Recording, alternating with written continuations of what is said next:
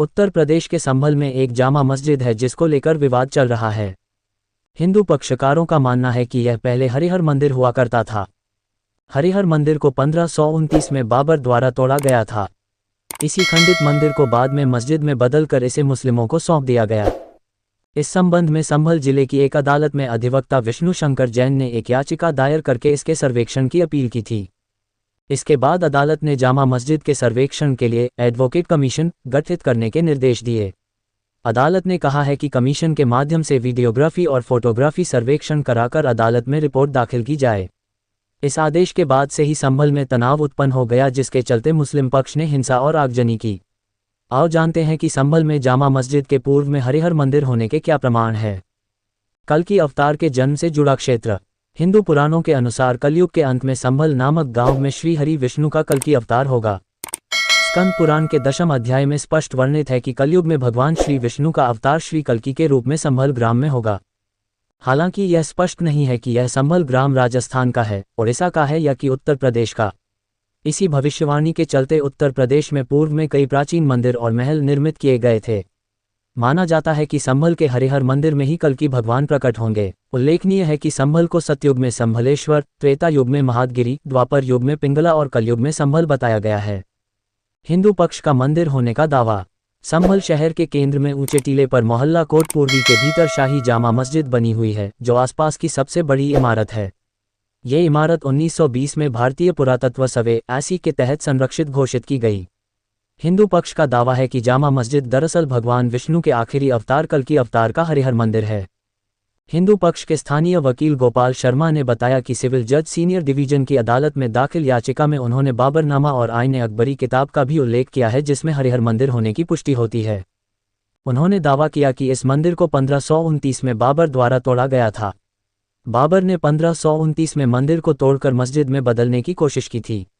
ये भारतीय पुरातत्व सर्वेक्षण (ASI) द्वारा संरक्षित क्षेत्र है। उसमें किसी भी तरह का अतिक्रमण नहीं हो सकता। संभल की जामा मस्जिद के मेन गेट के सामने ज़्यादा हिंदू आबादी रहती है, जबकि मस्जिद की पिछली दीवार के चारों ओर मुस्लिम समुदाय के लोग बसे हैं। बाबर के 1526 और 1530 के बीच 5 साल के शासनकाल के दौरान बनाई गई 3 मस्जिदों में से एक है।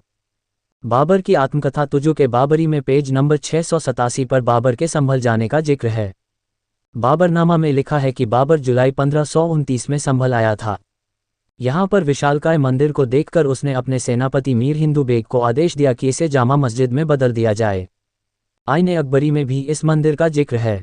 इसमें लिखा है कि संभल शहर में हरि मंडल नाम का एक मंदिर है, जो कि एक ब्राह्मण का है। उसके 10वें वंशजों में एक अवतार के रूप में यहाँ प्रकट होगा।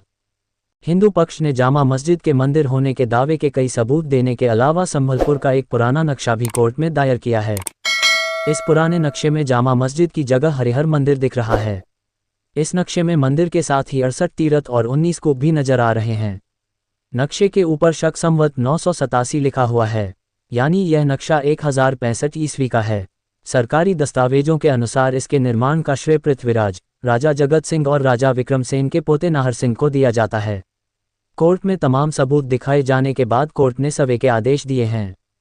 मुस्लिम पक्ष 1991 के कानून को अमल पर जोर दे रहा। मुस्लिम पक्ष का दावा है कि हिंदू पक्ष का दावा बेबुनियाद है। मुस्लिम पक्ष मानता है कि इसे बाबर ने बनवाया था।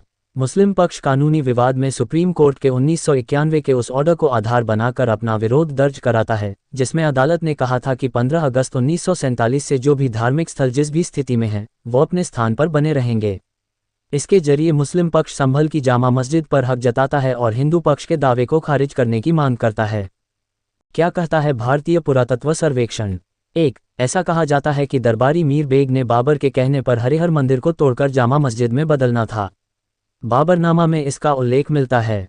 बाबरनामा का British orientalist Annette Beveridge ने अनुवाद किया कि पृष्ठ 687 पर लिखा है कि बाबर के आदेश पर उसके दरबारी मीर हिंदू बेग ने संभल के हिंदू मंदिर को जामा मस्जिद में परिवर्तित किया। मस्जिद में एक शिलालेख है जिसमें लिखा है कि इसका निर्माण 933 हिजरी में मीर हिंदू बेग ने पूरा किया था। 2. भारतीय पुरातत्व सर्वेक्षण (ASI) की 1879 की एक सर्वे रिपोर्ट में भी इसके हिंदू मंदिर होने के सबूत मिले थे। ये report A.C. L. Carlleyle A.C. L. Carlleyle ने तैयार करवाई थी। ये report tours in the central डोआबन गोरखपुर 1874, 1875 एंड 1875 1876 शीर्षक के तहत प्रकाशित हुई थी। 3. रिपोर्ट के अनुसार मस्जिद के भीतर और बाहर के खंभों पर प्लास्टर लगा था। इसमें से एक खंभे पर से जब प्लास्टर को हटाया गया तो प्लास्टर हटने पर लाल रंग के प्राचीन खंभे दिखाई दिए जो हिंदू मंदिरों में इस्तेमाल होने वाले डिज़ाइन और संरचना के बने थे।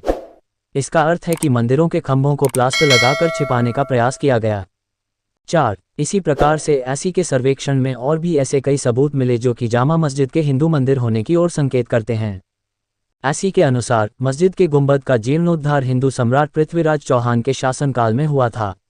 संभल को राजा पृथ्वीराज चौहान की राजधानी माना जाता है। राजा पृथ्वीराज चौहान और कन्नौज नरेश जयचंद के किस्से से जुड़ा इसका किस्सा है। चौहान ने जयचंद की बेटी संयोगिता को एक इमारत में कैद कर लिया था। इस पर जयचंद की सेना के योद्धा आल्हा, ऊदल और मलखान सिंह अपना वेश बदलकर नट की वेशभूषा में संयोगिता का पता लगाने संभल आए थे। दोस्तों, प्लीज़ मुझे सब्सक्राइब कर लें, मैं भी आपको दूसरों से अच्छी वीडियो दे सकता हूँ। प्रॉमिस।